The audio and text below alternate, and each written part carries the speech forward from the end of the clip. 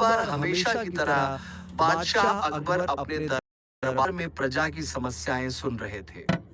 दरबार में सभी लोग अपनी अपनी समस्याएं लेकर पहुंचे थे। इन्हीं में राघव और केशव भी अपनी समस्या के साथ दरबार आए थे।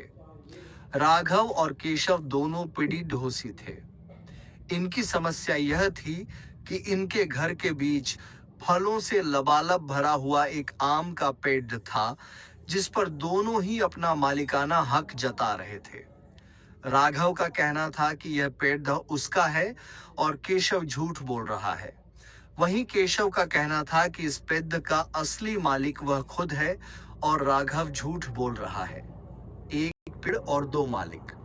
अब भला एक पेड़ के दो मालिक कैसे हो सकते हैं? पेड़ एक और मालिक दो की यह समस्या काफी उलझी हुई थी, क्योंकि दोनों में से कोई भी हार मानने को तैयार नहीं था और राघव वाकायनी केशन दोनों ही पेड़ पर अपना हक जता रहे थे। ऐसे में अकबर ने दोनों पक्षों की बातें सुनी और बहुत सोच विचार करने के बाद यह मामला अपने नवरत्नों में से एक बीरबल को सौंप दिया। बीरबल ने रचा नाटक। इस समस्या के समाधान के लिए और सच्चाई का पता लगाने के लिए बीरबल ने एक नाटक रचा। उसी दिन बीरबल ने दो सिपाहियों से कहा कि वो राघव के घर जाएं और कहें कि उसके आम के पेड़ दिए जैसे आम चोरी हो रहे हैं। इसके बाद उन्होंने दो सिपाहियों को केशव के घर जाकर भी यही संदेश देने को कहा। साथ ही बीरबल ने यह भी कहा कि संदेश देने के बाद वो घर के पीछे ही छिपकर देखें कि इस संदेश के बाद राघव और केशव की क्या प्रतिक्रिया रहती है। सिपाहियों ने बिल्कुल वैसा ही किया जैसा बीरबल ने कहा। दो सिपाही केशव के घर गए और दो राघव के घर, लेकिन उन्हें पता चला कि राघव और केशव दोनों ही घर में नहीं है। ऐसे में सिपाहियों ने उनकी पत्नियों को यह संदेश दे दिया कि पेड़ से आड़े आम चोरी हो रहे हैं। केशव जब घर आया तो उसकी पत्नी ने उसे आम के चोरी की बात बताई। यह सुनकर केशव ने कहा, अरे भाग्यवान, पहले खाना तो खिला दो। आम के चक्कर में अब क्या भूखा बैठा रहूं? और वैसे भी कौन सा वह हमारा अपना है? चोरी हो रही है तो होने दो। इतना कहकर केशव आराम से बैठकर खाना खाने लगा। लेकिन जब राघव घर आया और उसकी पत्नी ने उसे आम चोरी होने की बात बताई, तो वह यह सुनते ही उल्टे पांव पेड़ की तरह भागा। उसकी पत्नी ने पीछे से आवाज लगाई कि अरे, खाना तो खा लीजिए।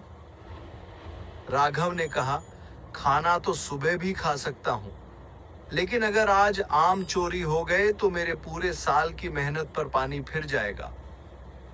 सिपाहियों ने दोनों के घर के बाहर छिपकर यह सारा नजारा देखा और दरबार जाकर बीरबल को सारी बात बताई। ऐसे खुली झूठे व्यक्ति की पोल। अगले दिन केशव और राघव दोनों दरबार में हाजिर हुए और दोनों के सामने बीरबल ने अकबर से कहा, जहां पनाह, सारी समस्या की जड़ वह आम का पेड़ है। ऐसे में क्यों न हम वो पेड़ ही कटवा दें। न रहेगा बांस, न बजेगी बांसुरी। अकबर ने इस बारे में राघव और केशव से पूछा कि इस बारे में आप दोनों का क्या ख्याल है। इस पर केशव ने कहा, हुजूर, आपकी हुकूमत है। आप जैसा कहेंगे मैं उसे चुपचाप स्वीकार कर लूंगा। लेकिन राघव ने कहा, मालिक, मैंने 7 साल तक इस पेड़ को सींचा है। आप भले ही यह पेड़ केशव को दे दीजिए, लेकिन कृपया इसे कटवाएं ना। मैं आपके आगे हाथ जोड़ता हूं मालिक। पेड़ को मिला सच्चा मालिक और झूठे को हुई सजा। केशव और राघव की बात सुनकर जब अकबर ने बीरबल की ओर देखा और कहा कि तुम्हारा क्या कहना है बीरबल। इसके बाद बीरबल ने अकबर को बीती रात का किस्सा बताया और कहा कि जाहम पनाह, पेड़ एक और मालिक दो, ऐसा भला कैसे हो सकता है। कल रात हुई घटना और आज हुई इस बात के बाद यह साबित हो चुका है कि राघव ही पेड़दह का असली मालिक है और केशव झूठ बोल रहा है।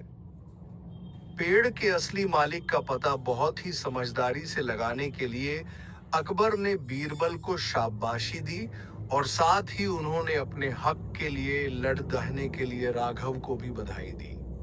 अकबर ने चोरी करने और झूठ बोलने के लिए केशव को जेल में बंद करने का आदेश दिया।